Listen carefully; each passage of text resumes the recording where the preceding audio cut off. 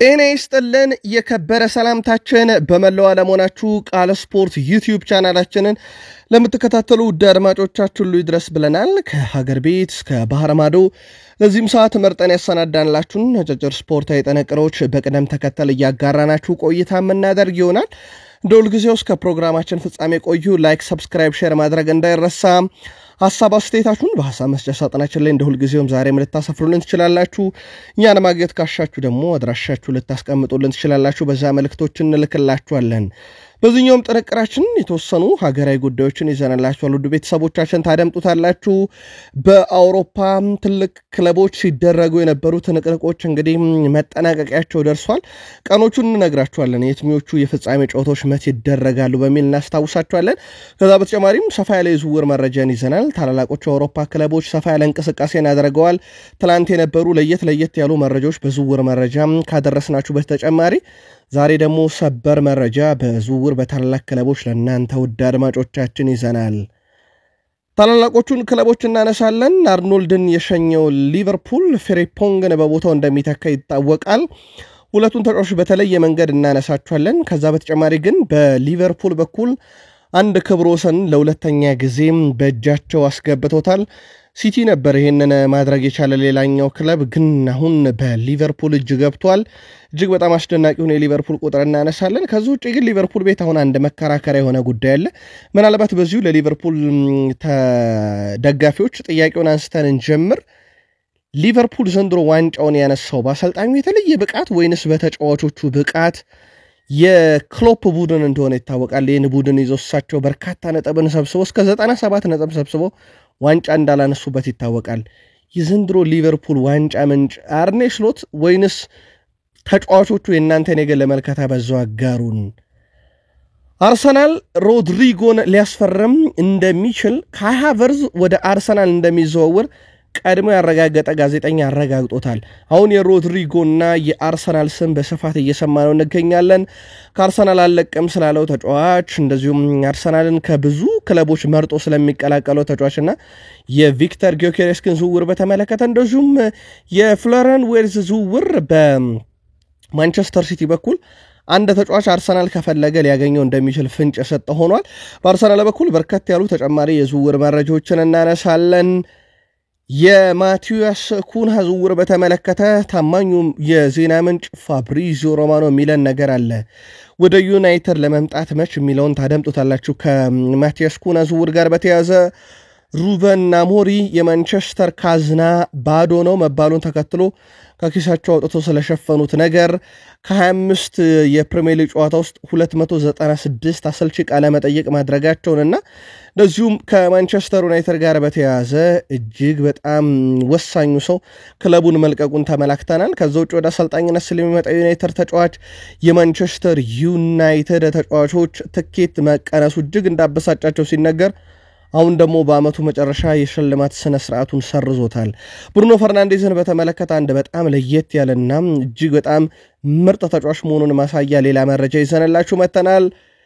የፔፕ ጋርዲዮላ ቡድን ማንቸስተር ሲቲ ወሳኝ ተጫዋች ለማስፈረም ድርድር ጀምሯል። ሁለት ወሳኝ ተጫዋቾችን ነው ውድ ቤተሰቦቻችን። ሲቲን ወደ ኋላ 7 ዓመት መለስ ብለን አንድ አስገራሚ መረጃ እናደርሳችኋለን። አሳሳቢ ጉዳይ ግን ቀዶ ሕክምና የገባው ተጫዋች አሁን ወደ ጽኑ ህሙማን ክፍል ገብቷል። ምክንያቱም ኮማ ውስጥ እንደተገኘ ተረጋግጧል። በጣም አሳዛኙን መረጃ እንነግራችኋለን። በእንግሊዝ የፍጻሜ ተፋላሚዎች ታውቋል። ወደ ፕሪሚየር ሊጉ ለማደግ በሚደረገው ጥረት የአውሮፓ ትልቅ ክለቦች ትልቅ ተጫዋቾች የተመለከቱ ወቅታዊ ጥንቅሮችን እያጋራናችሁ ቆይታ ስናደርግ፣ እናንተ ደግሞ እንደሁል ጊዜው ላይክ፣ ሰብስክራይብ፣ ሼር የሐሳብ መስጫ ሳጥናችን ላይ ሐሳብ አስተያየታችሁን እያጋራችሁን በድጋሚ መልካም ቆይታ ተመኘን። በኢትዮጵያ ፕሪሚየር ሊግ 29ኛ ሳምንት መርሃ ግብር ሀዲያ ሆሳዕና ከወልዋሎ ዓዲግራት ዩኒቨርሲቲ ጋር ያደረጉትን ጨዋታ 3-2 በሆነ ውጤት ድል አድርገዋል። የሀዲያ ሆሳዕናን 3 የማሸነፊያ ግቦች በየነ ባንጃ 80ኛው፣ ተመስገን ብርሃኑ 89ኛው፣ ማሞ አየለ 96ኛው ደቂቃ ላይ ያስቆጠሩት። አስቀድመው ወልዋሎ ዓዲግራት ዩኒቨርሲቲ 2-0 ይመሩ ነበር ጨዋታውን። ፉአድ አሲዝ በፍጹም ቅጣት ምት 53ኛው፣ ዳዋ ሁቴሳ 66ኛው ደቂቃ 2 ግብ አስቆጥረው 2-0 ቢመሩም በኋላ ግን በተቆጠረባቸው የ19 ደቂቃ ቆይታ ነው እንግዲህ ተሸንፈው ከሜዳ የወጡት። ወልዋሎ አዲግራት ዩኒቨርሲቲ በውድድር ዓመቱም 16ኛ ሽንፈታቸውን አስተናግደዋል። ሀዲያ ሆሳዕና ነጥቡን 41 አደረሰም 4ኛ፣ ወልዋሎ አዲግራት ዩኒቨርሲቲ 13ኛ ከ18ኛ ደረጃ እስካሁን አለቀቀም ሲዝኑ ከተጀመረ ጀምሮ። የፊታችን እሁድ ወልዋሎ አዲግራት ዩኒቨርሲቲ ከኢትዮ ኤሌክትሪክ፣ ሰኞ ሀዲያ ሆሳዕና ከስሁል ሽረ ጨዋታቸውን የሚያደርግ ይሆናል። ለማስታወስ ያክል ውድ ቤተሰቦቻችን ትላንት የነበሩ 3 ጨዋታዎች ነበሩ ያደረስናቸው መረጃዎች በትላንትናው ዕለት። ለማስታወስ ያክል ኢትዮጵያ መድን ፋሲል ከነማን 2-0 አሸንፎ መሪነቱን አጠናክሯል። እንዲሁም ድሬዳዋ ከተማ ከመቀለ ሰባ እንደርታ የነበራቸው ጨዋታ 1-1 ነበር የተጠናቀቀው። የኢትዮጵያ ፕሪሚየር ሊግ የ29ኛ ሳምንት የመጨረሻ 2 ጨዋታዎች ደግሞ ዛሬ የምንመለከታቸው ይሆናል። ኢትዮጵያ ንግድ ባንክ ከባህር ዳር ከተማ እንደዚሁም መቻል ከስሁል ሽረ ዛሬ ጨዋታዎችን ያደርጋሉ። የ29ኛ ሳምንት የመጨረሻ ጨዋታዎች ናቸው። ከዛ በኋላ የደረጃ ሰንጠረዡና ከፍተኛ ግብ አስቆጣሪው እንደዚሁ የምናደርሳችሁ ይሆናል። በአውሮፓ መረጃችን ውድ ቤተሰቦቻችን ዛሬ በላሊጋ በርካታ ያሉ ጨዋታዎች ይደረጋሉ። አጓጊ ጨዋታዎችም ይደረጋሉ። በተለይ ዴፖርቲቮ አላቬስ ከቫሌንሺያ፣ ቪላሪያል ከሌጋኝስ እና ሪያል ማድሪድ ከማሎርካ የሚያደርጓቸው ጨዋታዎች ይጠበቃሉ። የሪያል ማድሪድ እና የማሎርካ ጨዋታም የስፔን ላሊጋ የ2024-25 የውድድር ዓመትን ፍጻሜ ሊበይንም የሚችል ጨዋታ ነው ውድ ቤተሰቦቻችን።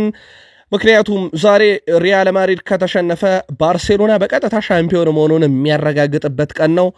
ስለዚህ ሪያል ማድሪድ ዛሬ መሸነፍን በብዙ መንገድ አምርሮ ይጠለዋል። ሪያል ማድሪድ ባለፉት 5 ጨዋታ 4 ድል 1 ሽንፈት፣ በተጋጣሚው ማሎርካ በኩል ካየን ደግሞ 2 ድል 2 አቻ፣ 2 ድል 2 ሽንፈት 1 አቻ ብቻ አስመዝግበዋል። በእርስ በርስ ግንኙነታቸው ሪያል ማድሪድ 47 ጊዜ አሸንፎታል። ማሎርካ 16 ጊዜ 13 ደግሞ አቻ ወጥተዋል። የመጨረሻ 4 ግንኙነታቸው ነጥለን ከተመለከትን ሪያል ማድሪድ 3 ሲያሸንፍ ማሎርካ አሸንፎ አቅም 1 ጊዜ ብቻ ነው አቻ የወጣው። ሁለቱ ክለቦች ዘንድሮ በላሊጋው ያላቸውን ቆይታ እንኳን ብንመለከት ሪያል ማድሪድ 23 የላሊጋ ጨዋታ ሲያሸንፍ ማሎርካ በ10 ያንሳል 13 ነው ድል ያለው። ሪያል ማድሪድ 6 ያቻ ሲወጣ ማሎርካ 8 ያቻ ወጥቷል። ሪያል ማድሪድ 6 ጨዋታ ሲሸነፍ ማሎርካ 14 ጨዋታ ተሸንፏል። በአንጻራዊነት ካየነው የሪያል ማድሪድ የበላይነት ከፍ ያለ ነው በላሊጋውም ዘንድሮ በርስ በርስ ግንኙነታቸውም። ስለዚህ ሪያል ማድሪድ ዛሬ ዋንጫውን ባርሴሎና እንዳያረጋግጥ የሚያደርገው ተጋድሎም ጭምር ነው ማለት ነው። ምሽት 4:30 በግዙፉ ሳንቲያጎ ቤርናቢዮ ስቴዲየም ጨዋታው እንደዚሁ የሚደረግ ይሆናል። ትላንትና በርከት ያሉ ጨዋታዎች በላሊጋ ሲደረጉ ነበረ። አንደኛው ተጠባቂ ጨዋታ በሴቪያና በላስ ፓልማስ መካከል የነበረው ጨዋታ ነው። ጨዋታውን ሴቪያ 1-0 በሆነ ውጤት ድል አድርጓል። ጋርሻ ፓስኩላ ነበር 52ኛው ደቂቃ ላይ ብቸኛዋን የሴቪያ ግብ ከመረብ ማሳረፍ የቻለው። ሌላኛው መርሃ ግብር ሴልታ ቪጎን ከሪያል ሶሴዳድ ያገናኘ ጨዋታ ነበር። ከሜዳ ውጭ የተጫወተው ሴልታ ቪጎ 44ኛው ደቂቃ ላይ ጎንዛሌዝ ባስቆጠራት ብቸኛ ግብ ጨዋታውን 1-0 በሆነ ውጤት ድል ማድረግ ችሏል። ሌላኛው ተጠባቂ የነበረው ጨዋታ በዢሮናና እንደዚሁም በሪያል ቫያዶሊድ መካከል የነበረው የ36ኛ ሳምንት መርሃ ግብር ነበረ። በዚህ መርሃ ግብር ላይ ዢሮና 1-0 በሆነ ውጤት ድል አድርጓል። ብቸኛዋን ግብ ስቱዋኒ ነበረ 80ኛው ደቂቃ ላይ ከመረብ ማሳረፍ ችሎ የነበረው። የላሊጋ 36ኛ ሳምንት ትላንት ምሽት የነበሩ ጨዋታዎች እነኚህ ናቸው። ላሊጋው እንዳልኳችሁ ዛሬ በ3 ጨዋታዎች ዲፖርቲቮ አላቬስ ከቫሌንሺያ፣ ቪላሪያል ከሌጋኝስ፣ ሪያል ማድሪድ ከማሎርካ በሚያደርጉት ጨዋታ ይቀጥላል። ላሊጋው ዛሬ ብቻ አይደለም ሐሙስም ይቀጥላል። ባርሴሎና በጣም ወሳኙን ጨዋታ ሐሙስ እንደሚያደርግ ይታወቃል። ቪኒሺየስ ጁኒየር 2ኛ ክለብ ገዝቷል። ወደ ቤተሰቦቻችን በፖርቹጋል 2ኛ ዲቪዚዮን የሚገኘውን አልቫሪካ እግር ኳስ ክለብን በቅርቡ የገዛ ሲሆን ትላንት ደግሞ የሀገሩ ብራዚል ክለብ የሆነውን አትሌቲክ ክለብን መግዛቱ ይፋ ተደርጓል። ቪኒሺየስ ጁኒየር እግር ኳስን ሲያቆም የሚያስተዳድራቸውን ክለቦች ካሁኑ መግዛትን ቀጥሏል። በእርግጥ እንደዚህ አይነት ነገር በክርስቲያኖ ሮናልዶም ጭምር የታሰበ መሆኑንና አሰልጣኝ ከመሆን ይልቅ የእግር ኳስ ክለብ ማሆን ባለቤትን እንደሚመርጥ ተናግሮ ነበር። ቪኒሺየስ ጁኒየር 2ኛ ክለቡን ትላንት ገዝቷል። ሪያል ማድሪድ ከዲያን ሆይሰን ተወካዮች ጋር ትላንትና ድርድር አድርጓል። በቀጥታ ውይይት ተደርጓል በሪያል ማድሪድና በተጫዋቹ ወኪሎች መካከል። ተጫዋቹ ቀጣይ ክረምት ላይ ዋነኛ ዕቅዱ ሪያል ማድሪድን መቀላቀል እንደሆነ ይታወቃል። የውል ማፍረሻው የዲያን ሆይሰን 50 ሚሊዮን ዩሮ እንደሆነም ሲታወቅ በ3 ዙር የሚከፈልም ነው። በዚህ ተጫዋች ዝውውር ጉዳይ ላይ ቀጣይ ክረምት ላይ እልባት ይገኛል ተብሎ ሲጠበቅ እንደነበረ ይታወቃል። ካሁኑ ግን ሪያል ማድሪዶች ነገሮችን እየቋጩ ነው። በክረምት የዝውውር መስኮት ግን ሪያል ማድሪድ በሚያደርጋቸው ዝውውሮች ላይ የዣቪ አሎንሶ ጣልቃ ገብነት እንደሚኖር ተረጋግጧል። ውድ ቤተሰቦቻችን በዝውውሮቹ ላይ ወሳኝ ሚናም ይወጣል ተብሎ ይጠበቃል። ዣቪ አሎንሶ በዚህ ውድድር ዓመት 34 ጨዋታዎችን ሲያደርግ 3-4-3 አስተላለፍ የተጠቀመ ሲሆን በአንጻሩም በ4-3-3 13 ጨዋታዎችን አድርጓል። በማድሪድ ቤት የ3-4-3 ፎርሜሽንን አብዝቶ ይጠቀማል ተብሎ ይጠበቃል። በ3-4-3 ፎርሜሽን እየተጠቀመ ነው አንድም ጨዋታ ሳይሸነፍ የ2023-24 የውድድር ዓመት የቡንደስሊጋ ባለክብር የሆነው በዚህ ፎርሜሽን የዲኤፍቢ ፖካልን ዋንጫ አሸንፏል። በዚህ ፎርሜሽን በአታላንታ እስኪሸነፍ ድረስ በኤሮፕ ሊግ ሽንፈት አልቀመሰም ነበር አምናና በጣም አስደናቂው አሰልጣኝ የ3-4-3 ፎርሜሽን የሚጠቅሙትን ተጫዋቾች ማምጣት ላይ ይጠመዳል ተብሎ ይጠበቃል። ሪያል ማድሪድ ግን በጣም አሳሳቢ ሁኔታ ላይ ነው ያለው። በዚህ ዓመት የተከላካይ መስመሩ የሳሳበት ሪያል ማድሪድ አሁን ላይ ከዋናው ስብስብ ያሉት ብቸኛ ተከላካይ አማራጮች 3 ሆነዋል። እጅግ በጣም አስከፊ ነው። በቡድን ውስጥ እንግዲህ አሁን ያሉት እነ ፍራን ጋርሻ፣ ቫሎ እና ሴንሶ ብቻ ናቸው።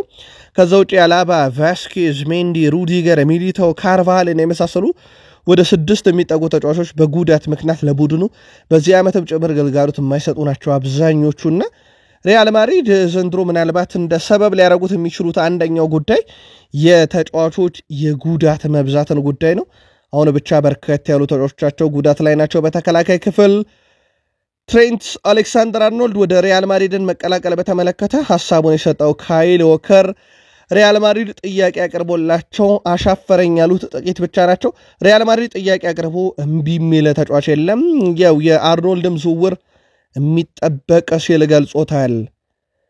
ላሚን ያማል እድሜያቸው 21 ዓመት በታች ከሆኑ በአውሮፓ 5 ታላላቅ ሊጎች ከሚሳተፉ ተጫዋቾች መካከል ስኩዋካ ይዞት በወጣው ቁጥራዊ መረጃ መሰረት በ7 የሚጠጉ ማነጻጸሮች አነጻጽሮት አንድም የሚስተካከለው ተጫዋች የለም።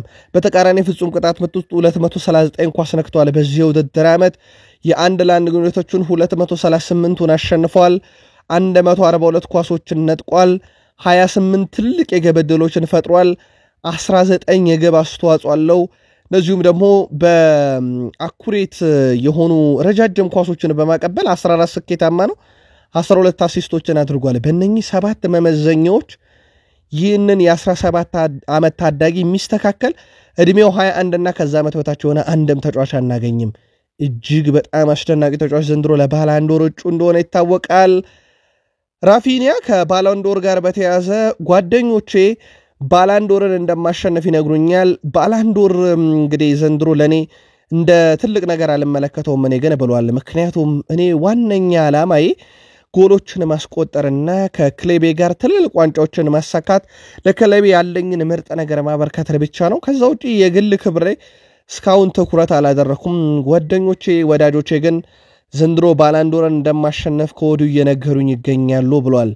ባላንዶርን ለማሸነፍ በርካታ መስፈርቶች አሉት። የተወሰኑትን ካሟሉ ተጫዋቾች አንደኛው ራፊኒያ እንደሆነ ይታወቃል።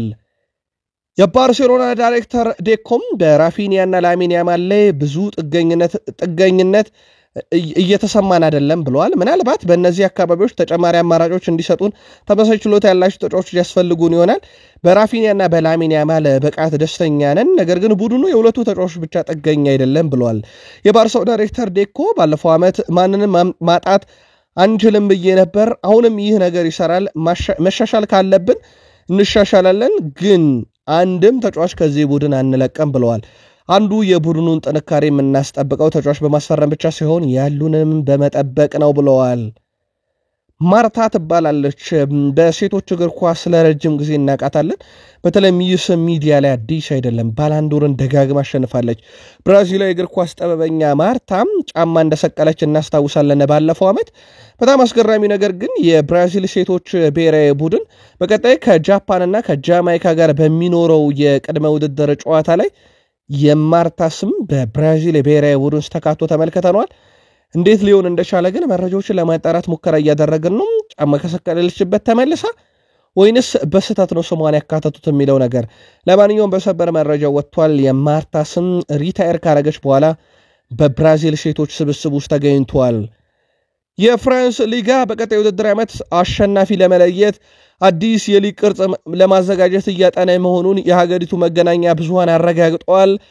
በአዲስ የሊግ ቅርጽ የሊጉን አሸናፊ ለመለየት ከ1 እስከ 4 ያለውን ደረጃ ይዘው የሚያጠናቅቁ ክለቦች የጥሎ ማለፍ ጨዋታ የሚያደርጉ እንዲሆን ነው የተገለጸው። አራቱ ክለቦች እርስ በርስ የግማሽ ፍጻሜ ጨዋታ አድርገው ለፍጻሜ ከደረሱ 2 ክለቦች አሸናፊ የሚሆነው የሊጉን ዋንጫ እንዲሰጠው ነው እቅዳቸው።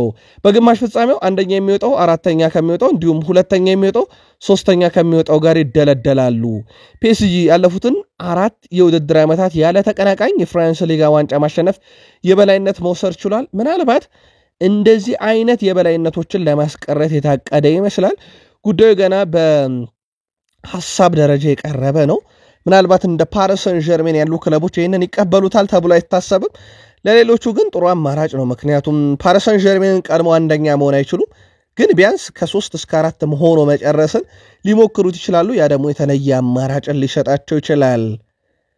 ግዙፉ አጥቂ ሮሜሎ ሉካኮም በፕሪሚየር ሊግ ኤቨርተን፣ ማንቸስተር ዩናይትድ፣ ቼልሲ ከዛ በነ ኢንተር ሚላን፣ ሮማ አሁን ደግሞ በነ ናፖሊ እናውቃለን በፕሪሚየር ሊግ እና በጣሊያን ክለቦች እየተዘዋወረ ተጫውቷል። በጣም አስገራሚ ነው። ይህ ተጫዋች አሁን 32ኛ ዓመቱ ላይ ተገኝቷል። ቤልጂየማዊ ግዙፍ አጥቂ ወደ 794ኛ ጨዋታውን አድርጓል። በእግር ኳስ ሕይወቱ 403 ግብ አስቆጥሮ 102 አሲስቶች አሉት።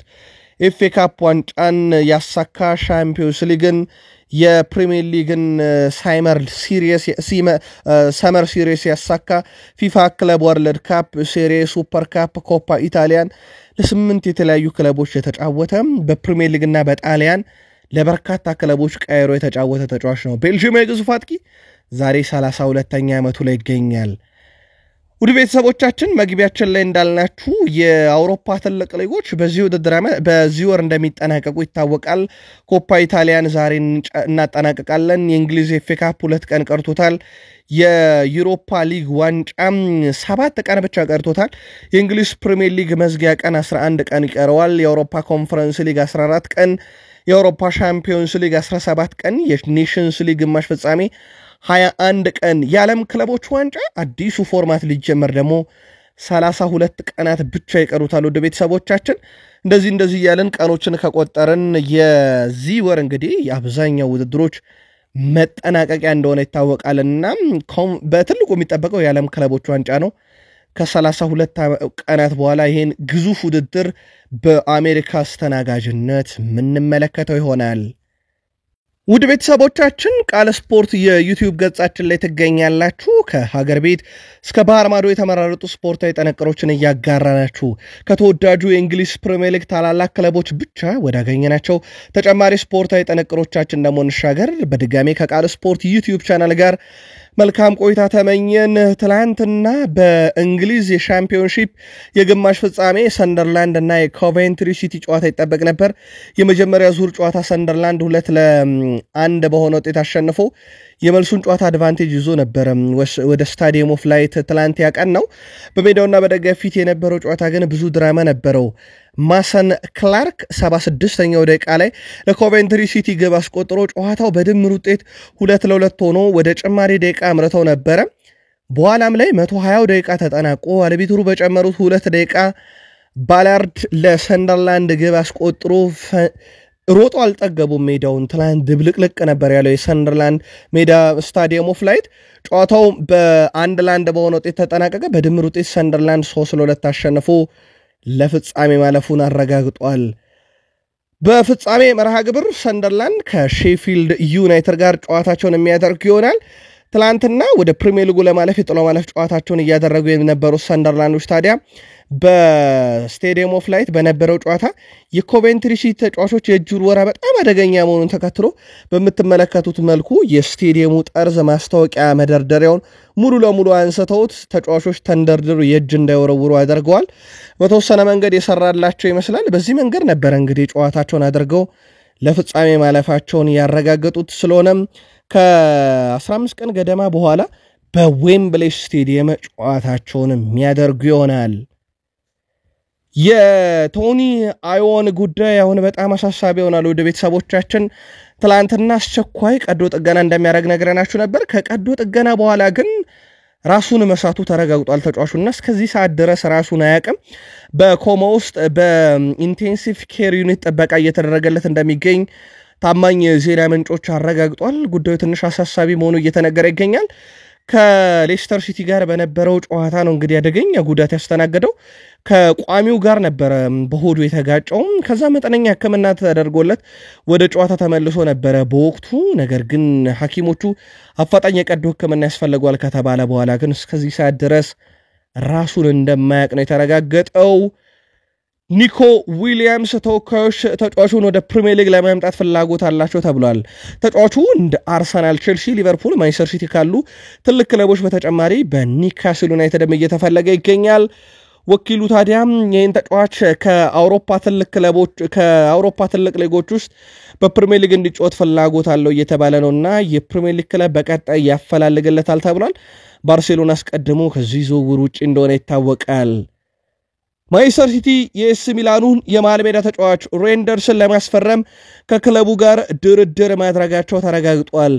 ማንቸስተር ሲቲ አሁን ላይ ይፋ የዝውውር ጥያቄም እንዳላቀረቡ ሲነገር ዝውውሩ ገና የመጀመሪያ ደረጃ ላይ ነው ተብሏል። አሰልጣኝ ፔፕ ጋርዲዮላ ቡድን ማንቸስተር ሲቲ ተጫዋቹን እናስፈርማለን የሚል ሙሉ እምነት አሁን እንደተሰማቸው ተረጋግጧል። ማንቸስተር ሲቲ የኤፍኤ ካፕ እንግዲህ ፍጻሜ ጨዋታ በኋላ የተጫዋቹን ዝውውር ያጠናቅቃል ተብሎ ይጠበቃል። አስቀድሞ በርካታ ስራዎችንም ሲሰሩበት ነበረ። ይህ ዝውውር ከጥር ጀምሮ በማንቸስተር ሲቲ በስፋት ሲነገር ነበረ። እንግዲህ ከኤስ ሚላን ጋር በይፋ ንግግር አድርገዋል። ተጫዋቹን እንደሚፈልጉና ስለ ተጫዋቹ በርካታ መረጃዎችን አሰባስበዋል። ከዛ በኋላ እንግዲህ ሲቲዎች በሰበሰቡት መረጃ ላይ ተመርኩዘው ይፋዊ ጥያቄ ለኤስ ሚላን ያቀርባሉ። የፍለረን ወርዝ ተወካዮች ትላንት በእንግሊዝ ተገኝተው ከማንቸስተር ሲቲ ጋር ውይይት ማድረጋቸውን የጀርመኑ ታማኙ ጋዜጣ ቢልድ ሲያስነበብ ፋብሪዞ ሮማኖ መረጃውን አረጋግጦታል። በባየር ሙኒክና በማንቸስተር ሲቲ መካከል ተጫዋቹን የግላቸው ለማድረግ የሚደረገው ጥረትና ፉክክር አሁን ከፍ ያለ ደረጃ ላይ ደርሷል። ይህ መረጃ እስከወጣበት ሰዓት ድረስ ተጫዋቹ ድርድር ሲያደርግ የነበረው ከባየር ሙኒክ ጋር እንደነበረ ይታወቃል። ትላንት ደግሞ ወኪሎቹም ቤተሰቦቹም ጭምር በእንግሊዝ ተገኝተዋል። ፔፕ ጋርዲዮላም በዚህ ምስል ላይ ታይተዋል። ለተጫዋቹ ያላቸው አድናቆት ከፍ ያለ ነው ተብሏል። 150 ሚሊዮን ዩሮ የዝውውር ሂሳብ ይፈልጋሉ እየተባለ ነው። ባየር ሌቨርኩሰኖች እጅግ በጣም ትልቅ የተባለ የዝውውር ሂሳብ ነው። ለማንኛውም ቀጣይ ከባየር ሙኒክ ጋር የሚደረገው ፉክክር የሚጠበቅ ነው የሚሆነው። ተጫዋቹ ደግሞ በዚህ ላይ ትልቅ ውሳኔ ይወስናል ተብሎ ይጠበቃል። የተጫዋቹ ምርጫ በራሱ ትልቅ ተጽዕኖ ይኖረዋል ተብሎ ይጠበቃል። ናፖሊዎች ከኬቨን ደብሮይና ተወካዮች ጋር ውይይትን አድርገዋል። ተጫዋቹ በአመቱ መጨረሻ ከማንቸስተር ሲቲ ጋር እንደሚለያይ ይታወቃል። መዳረሻው እስካሁን እርግጥ አይደለም። በሩመር ደረጃ የናፖሊ ስም ሲነሳ ነበር። አሁን ስካይ ስፖርት ይዞት በወጣው መረጃ መሰረት ናፖሊዎች ከተጫዋቹ ተወካዮች ጋር ድርድር አድርገዋል። ከፕሪሚየር ሊግ እንደ አስቶን ቪላ እና ሊቨርፑል፣ ከአሜሪካ ሜጀር ሊግ ሶከር ከነ ቺካጎ ፋየር ጋር ስሙን ስንሰማ ነበር። አሁን ከጣሊያኑ ክለብ ናፖሊ የሳውዲ ክለቦች ፍላጎት ቢኖራቸውም እስከዚህ ሰዓት ድረስ ግን ድርድር ያደረገ ክለብ የለም።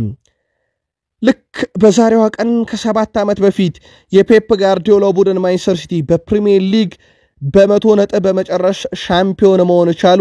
በውድድሩ እንግዲህ 79 የግብ ልዩነት ነበራቸው። በወቅቱ ሁለተኛ ሆኖ የጨረሰው የዛሬው 16ኛ ደረጃ ላይ ያለው የፕሪሚየር ሊጉ ኃያል ክለብ ማንቸስተር ዩናይትድ በ81 ነጥቦች ነበረ። ፕሪሚየር ሊጉን ሁለተኛ ሆኖ ያጠናቀቀው ወደ 19 ነጥብ ልዩነት ነበራቸው። እስካሁን ድረስ አንድም አሰልጣኝ ይቺን 100 ነጥብ ሊጋራ አልቻለም። የጋርዲዮላ ቡድን ብቻ ሪካርዱን ይዞታል። ኤንዞ ማሬስካና ቼልሲ የዌሽሊ ፎፋና ትልቅ ደጋፊ ናቸው ተብሏል።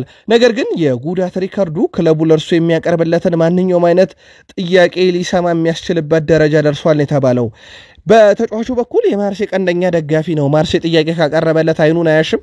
አስቀድሞም ይህንን ነገር እሱ በቼልሲ እየተጫወተ ጭምር ያመነው ጉዳይ ነው። ለማርሴ ያለውን ታማኝነት የትሮቫ ቻሎባም የረጅም ጊዜ ቼልሲ ቆይታ አጠራጣሪ ሆኗል።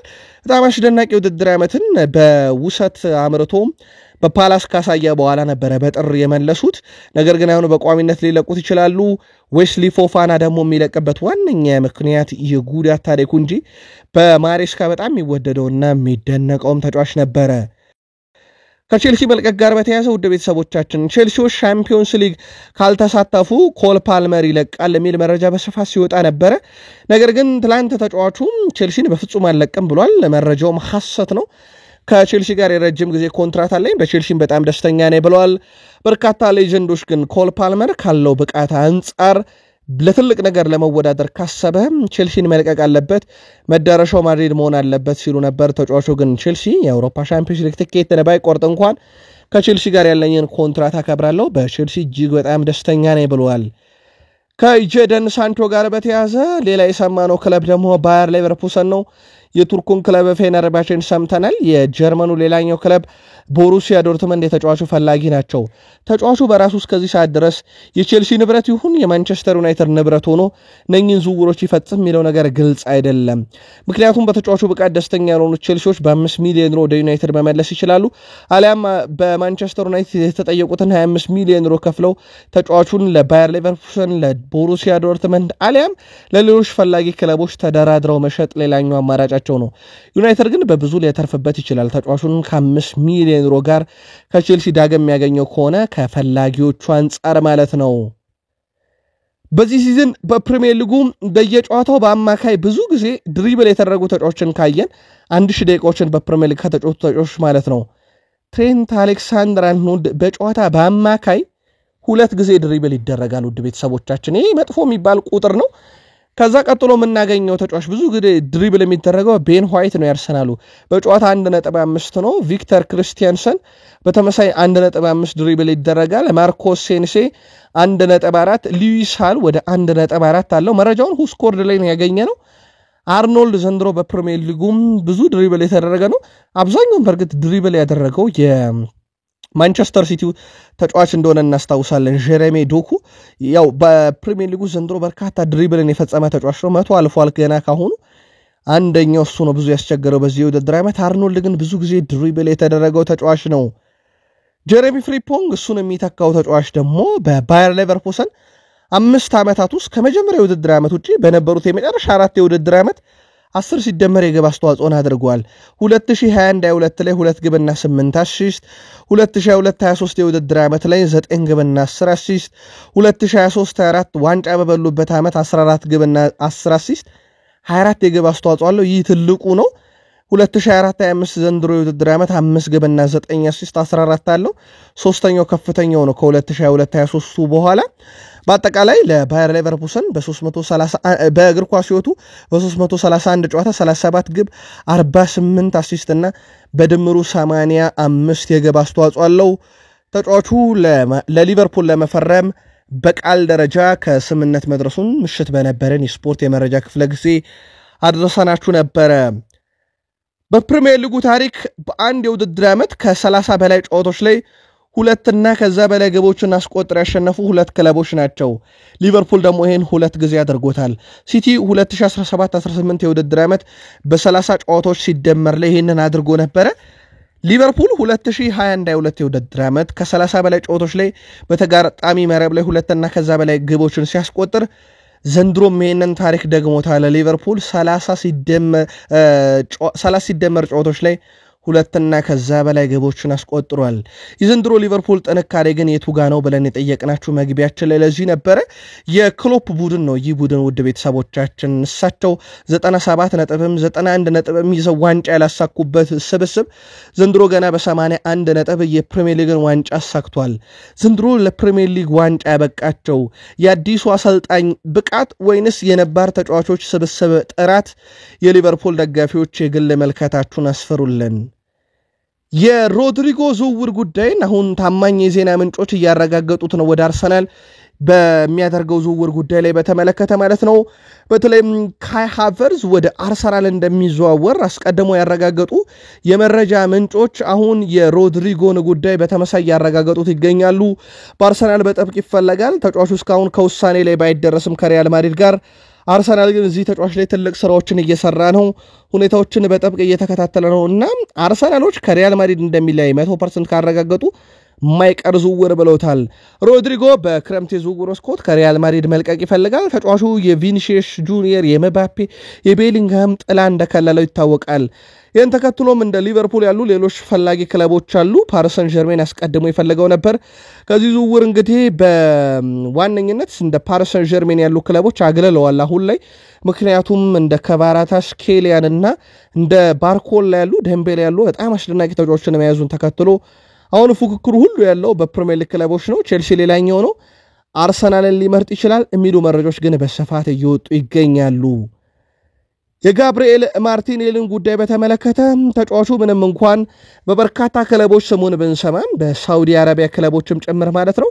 የፕሪሚየር ሊግ ክለቦችም ፈላጊዎቹ ናቸው ተጫዋቹ ግን በአርሰናል የመቆየት ፍላጎት ብቻ ነው ያለው ተብሏል ስለሆነም ቀጣይ ውድድር ዓመት ራሱን ማሻሻለ በአርሰናል መቆየትን ብቻ እያሰበ ነው ይላል የስካይ ስፖርት ዘገባ አርሰናሎች ግን በክንፍ ተጫዋች ላይ ሌሎች አዳዲስ ተጫዋቾችን የሚያገኙ ከሆነ ተጫዋቹን የመልቀቅ ዕድላቸው በጣም ሰፊ ነው እየተባለ ይገኛል ሌላኛው ትሮሳርድ ነው በአርሰናል አዲስ ተጫዋች ፊት መስመር አካባቢ ይጠበቃሉና የቆይታቸው ነገር በጣም አጠራጣሪ ቢሆንም ጋብሪኤል ማርቲኔሊ ግን ክለቡን በግሉ መልቀቅ አይፈልግም ማርቲን ዙቤሜንዲ የባየር ሙኒክ የሊቨርፑልን ጥያቄ ውድቅ ካደረገ በኋላ ነው አርሰናልን የሚቀላቀለው በቀጣይ ክረምት እንግዲህ አርሰናሎች እንደዚህ አይነት የማሳመን ስራዎችን ሌሎችን ተጫዋቾች ላይ ይሰራሉ ተብሎ ይጠበቃል በትልቁ የሚጠበቀው የአጥቂ ተጫዋች ጉዳይ ላይ ነው ውድ ቤተሰቦቻችን ካስታወሳችሁ ዴክላን ራይስን ከሲቲ ነበር የነጠቁት ያውም ሻምፒዮን የሆነ ደጋግሞ የነበረን ክለብ ትቶም እንግዲህ ገና ዋንጫን ወደሚያለም ቡድን እንዲመጣ የማይክል አርቴታ ሚና ትልቅ ነበር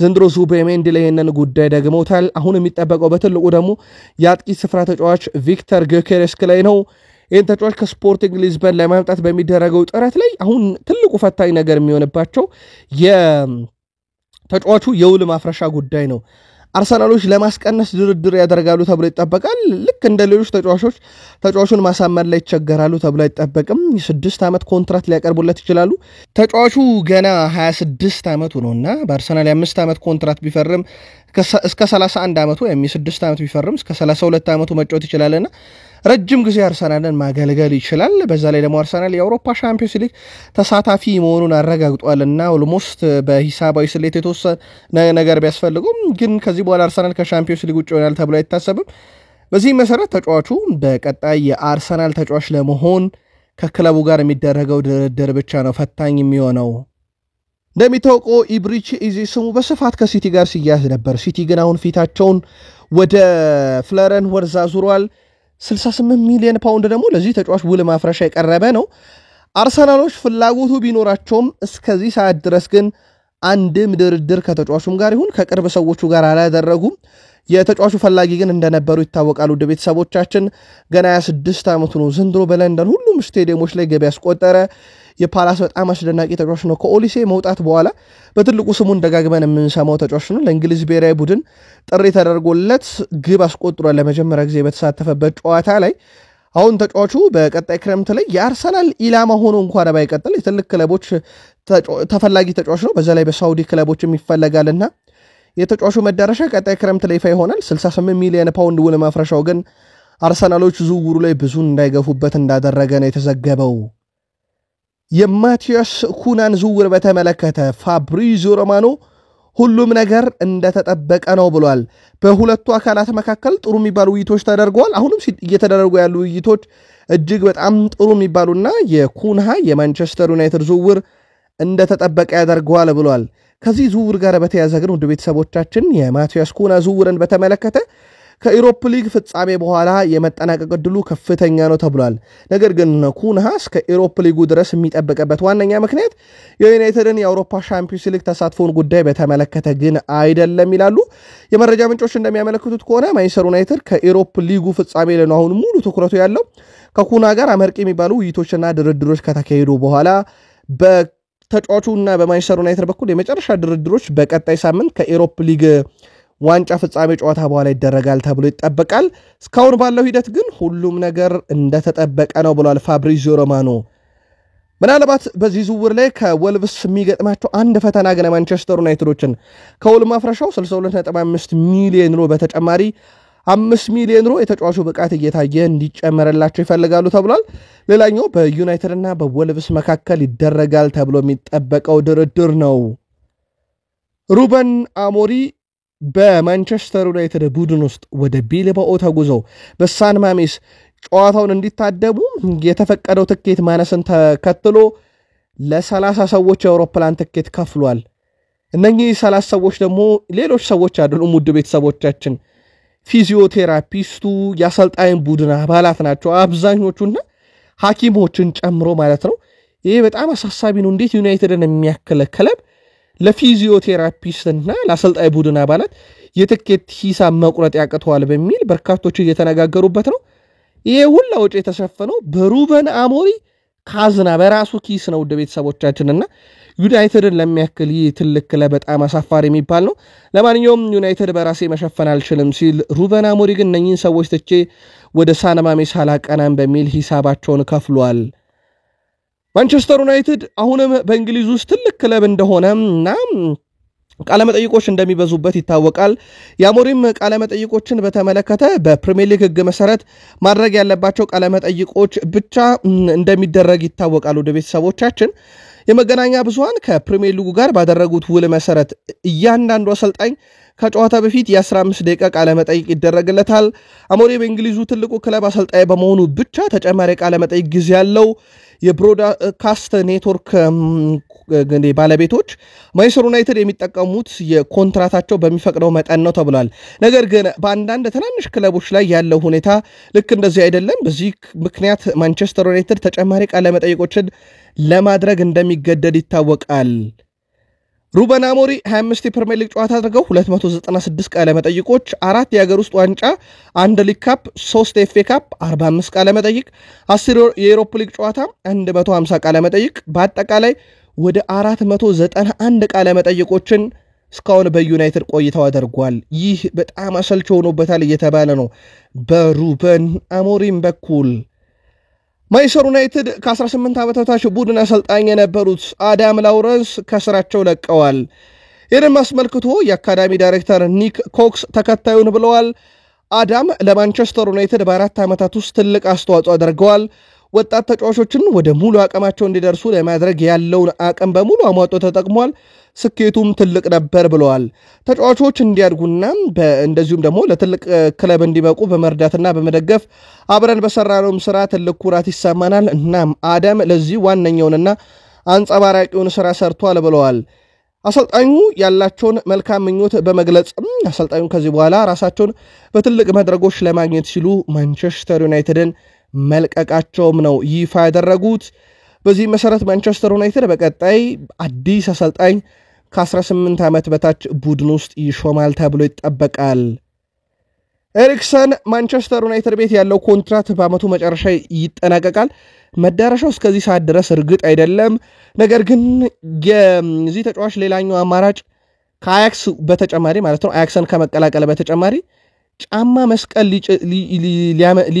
ሊወስን ይችላል እየተባለ ነው።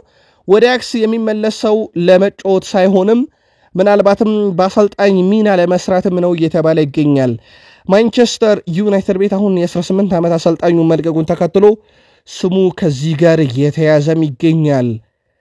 የማንቸስተር ዩናይትድ ኮከብ ተጫዋቾች በኤሮፓ ሊግ ፍጻሜ ጨዋታ ለአንድ ተጫዋች 2 የነጻ ትኬት ብቻ ነው የተፈቀደው መባሉ እጅግ በጣም አበሳጭቷቸዋል የተባሉት። በዚህም አብዛኛው የዩናይትድ ተጫዋቾች ደስተኛ አይደሉም ተብሏል።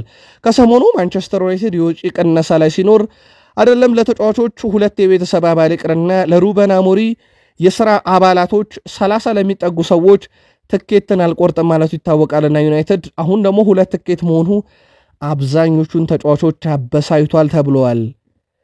ማንቸስተር ዩናይትድ በአመቱ ውድድር እንግዲህ ዘመኑ መጨረሻ ላይ የሚያዘጋጀው ዓመታዊ ሽልማት ስነ ስርዓት እንዳለ ይታወቃል።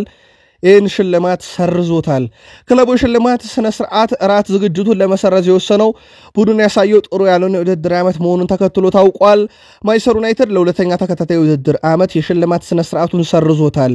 ይሁን እንጂ የሽልማት ስነ ስርዓትና የክለቡ የራት ምሽት ቢቀርም ተጫዋች ሽልማት በመጨረሻው ጨዋታ ሜዳው ላይ እዛው ይሰጣቸዋል ተብሏል። በተያያዘ ዜና አሰልጣኝ ሩበን አሞሪም ክለቡ ለቡድኑ አባላት ለዩሮፓ ሊግ ፍጻሜ ትኬት አልከፍልም ማለቱን ተከትሎ ለ30 ሰራተኞች መክፈላቸው ሲረጋገጥ ማንቸስተር ዩናይትድ ተጫዋቾች በዚህ እጅግ በጣም መናደዳቸውን አስቀድመን ነገርናችሁ። በዘንድሮ የውድድር ዓመት ማንቸስተር ዩናይትድ እንደ ቡድን ጥሩ አይደለም፣ አከራካሪ አይደለም። በዘንድሮ የውድድር ዘመን በአምስቱ የአውሮፓ ታላላቅ ሊጎች ውስጥ ግን ብዙ አሲስቶችን በማድረግ ብሩኖ 20 አሲስቶች አሉት። የሚበለጠውም በራፊኒያ 5፣ በላሚን ያማል 4፣ በሳላ 3 ብቻ ነው። ከኦሊሴ እኩል 20 አሲስቶችን አድርጓል። እንዲህ ደካማ በሆነው ማንቸስተር ዩናይትድ ውስጥ ግን የብሩኖ ፈርናንዴዝ ሚና አሁንም እጅግ በጣም ትልቅ የሚባል ነውና ለማንቸስተር ዩናይትድ አሁንም በጣም ወሳኙ ተጫዋች ነው። ትላንት በኢትዮጵያ ፕሪሚየር ሊግ ኢትዮ መድን ፋሲል ከነማን 2-0፣ ድሬዳዋ ከተማ ከመቀለ ሰባ እንደርታ 1-1፣ ሀዲያ ሆሳዕና ወልዋሎ ዓዲግራት ዩኒቨርሲቲን 3-2 ሲያሸንፉ ዛሬ በኢትዮጵያ ፕሪሚየር ሊግ ኢትዮጵያ ንግድ ባንክ ከባህር ዳር ከተማ መቻል ከሽረ እንዳስላሴ ወይም ከሱል ሽረ ጨዋታቸውን ያደርጋሉ። ትላንት በስፔን ላ ሊጋ ዢሮና ቫያዶሊድን 1-0፣ ሴልታ ቪጎ ሪያል ሶሴዳድን 1-0፣ ሴቪያ ላስ ፓልማስን 1-0፣ ሶስቱም ጨዋታ በ1-0 ሲጠናቀቅ ዛሬ በላሊጋም አላቬስ ከቫሌንሺያ፣ ቪላሪያል ከሌጋኝስ፣ ሪያል ማድሪድ ከማሎርካ ሲጫወቱ በጣሊያን የኮፓ ኢታሊያ ፍጻሜ ጨዋታ በኤሲ ሚላንና በቦሎኛ መካከል ምሽት 4 ሰዓት እንደዚሁ የሚደረግ ይሆናል። ቃል ስፖርት ዩቲዩብ ቻናላችን ሮብ ማለዳ ለእናንተ ውድ አድማጮች አሰናድተን ያቀረብንላችሁ አጫጭር ስፖርታዊ ጥንቅሮቻችን እነኚህን ይመስሉ ነበር። ከቃል ስፖርት ዩቲዩብ ቻናል ተጨማሪ መረጃዎችን ይዘን ከጥቂት ደቂቃዎች በኋላ እንመለሳለን። ከወደዳችሁን ላይክ አድርጉን ብለናል። ሐሳብ አስተያየታችሁን ላጋራችሁን ከልብ እናመሰግናለን። ለዚሁ ቤተሰብ መሆን ካሻችሁ በማለዳው 1 ሰዓት ምሽት 2 ሰዓት ዜናዎቻችንን ለመከታተል ሰብስክራይብ ካረጋችሁ የደውል ምልክቷን መጫን እንዳይረሳ። የአሁኑን ጥንቅር እዚህ ጋር ቋጨን። ሰናይ ቀን